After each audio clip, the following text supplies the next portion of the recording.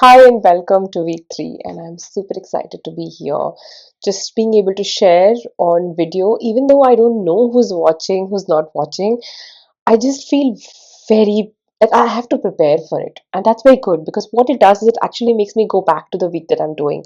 What have I been doing? What have I been enjoying? And that's a very good reminder. Generally, as artists, I think we kind of miss this process. We do not think of what we have done, we don't account for what we've done. Sometimes we may account for more than we have done. So, what I will do this week is I'm going to start off with showing you what I'm doing in terms of my art, that is the larger art practice. I'm going to be making a simple flower. I want to share how, when I'm practicing, it's not that I'm making these really difficult subjects, but my creativity is trying to make very different things. So I'll be sharing that. And the third thing that I will be sharing is the idea of perfection, creativity, and the journey for us.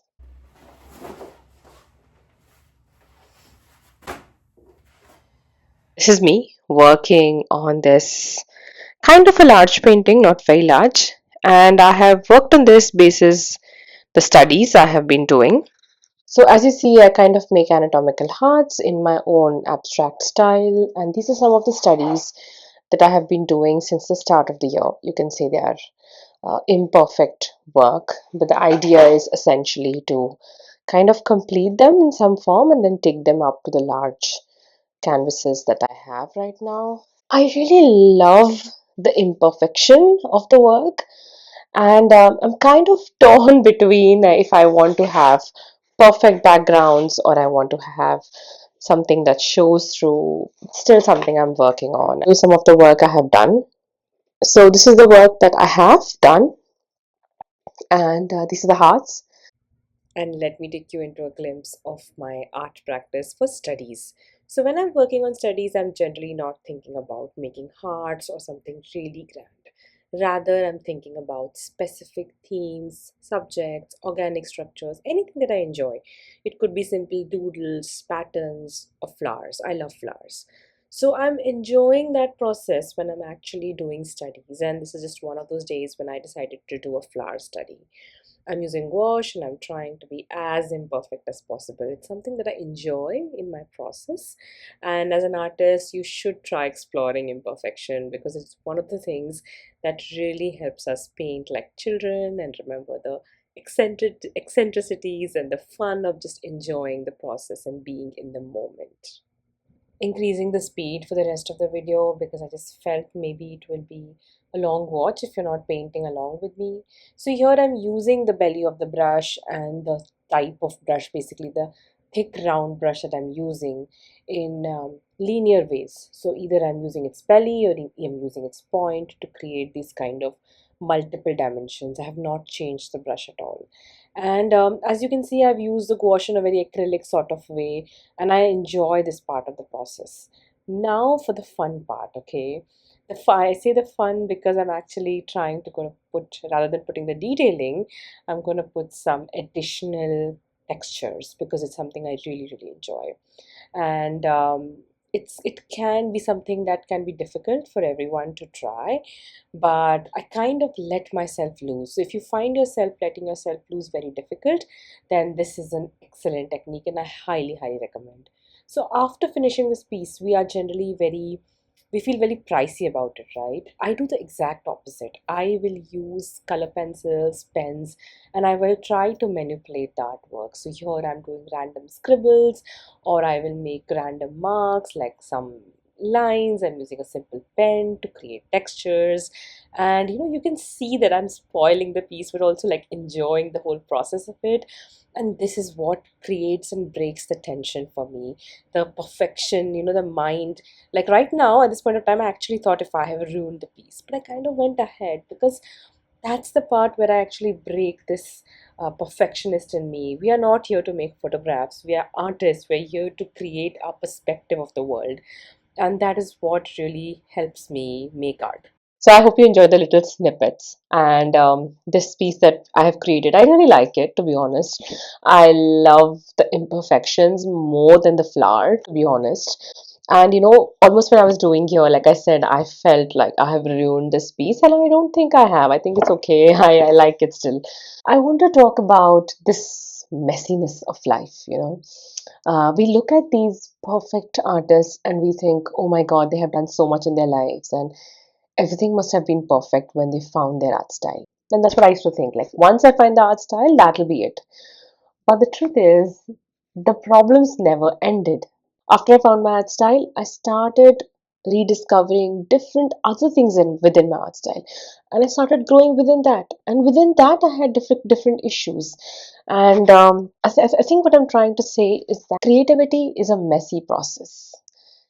Growing creatively is messy.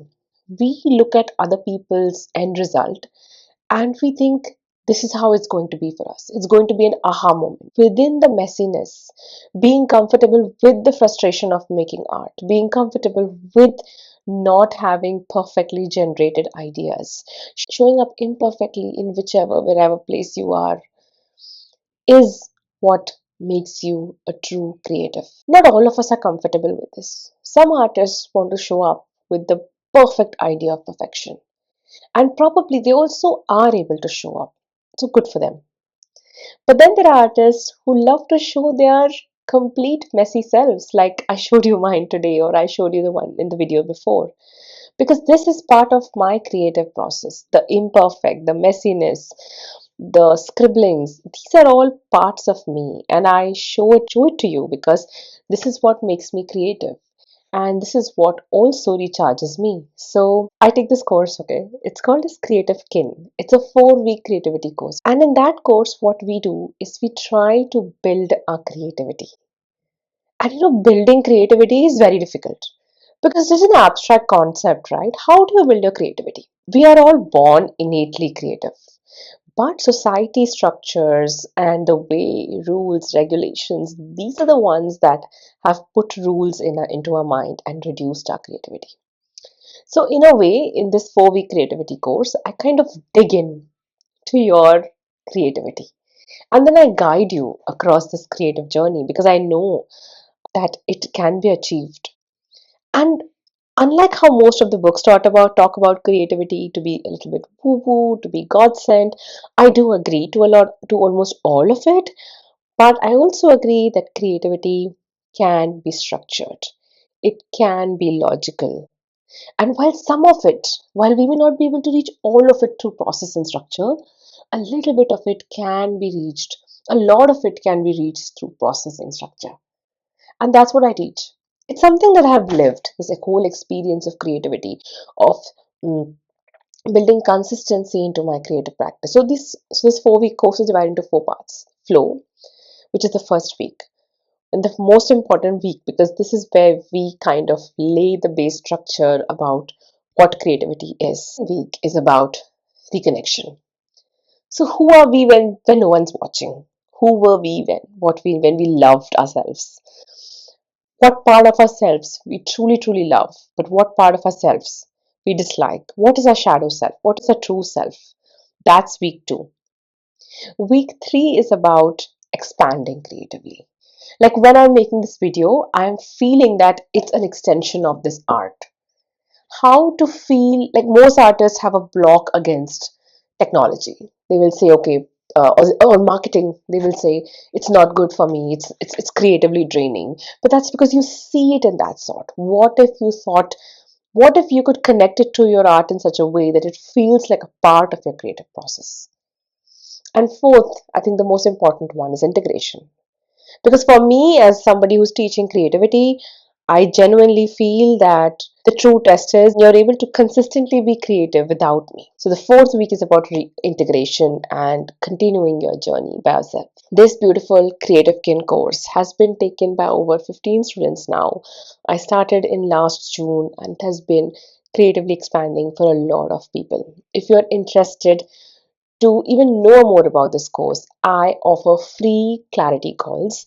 I call them creativity calls, where we talk, we engage, we try to talk about creativity, we see how if we can be a good fit, and if we see the benefit, and if we see that it can be useful to you, then we go ahead and work together. If you're interested, then you can just comment below or just message me or connect with me on Instagram, whatever you like. I hope you have a lovely week ahead, and I hope this video helped you a little bit, I guess.